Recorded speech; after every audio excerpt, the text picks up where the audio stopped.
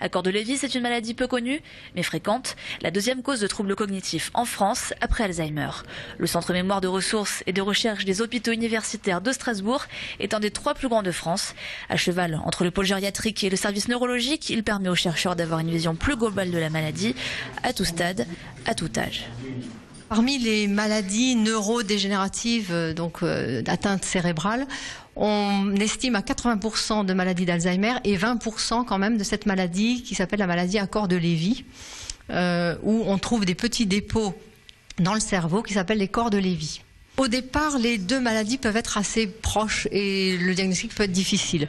Dans la maladie Alzheimer, les troubles de la mémoire sont souvent au premier plan.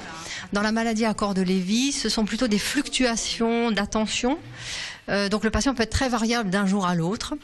Il peut présenter des hallucinations, notamment visuelles, il voit des choses. Il peut être déprimé, il peut avoir des problèmes de sommeil, des troubles de la marche, des chutes, des pertes de connaissance. Donc le tableau est beaucoup plus disparate que dans la maladie d'Alzheimer, d'où la difficulté du diagnostic. Et parce que chaque année, seuls 30% de malades seraient correctement diagnostiqués, les chercheurs du Centre Mémoire de ressources et de recherche de Strasbourg concentrent leurs efforts sur cet aspect.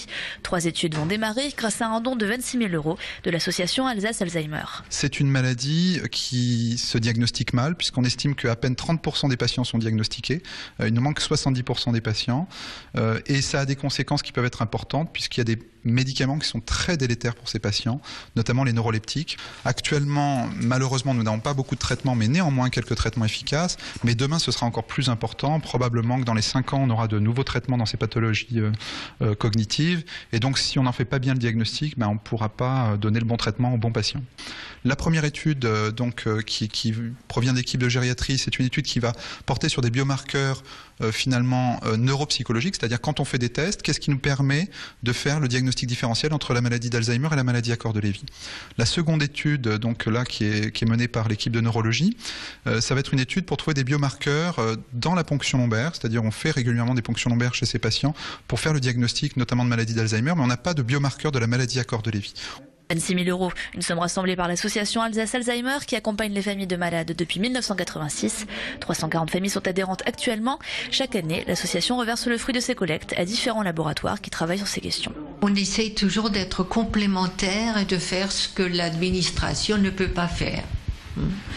C'est pas la peine de faire concurrence aux professionnels, mais de faire autre chose, si bien que nous on s'occupe des familles et les médecins et l'hôpital s'occupent des malades. Lors d'un décès, par exemple, elles font des collectes pour la maladie d'Alzheimer.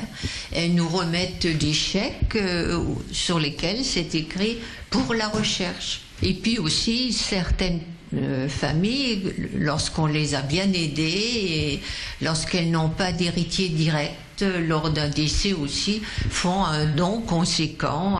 3 000 personnes souffrent actuellement de troubles cognitifs en Alsace, 800 000 en France.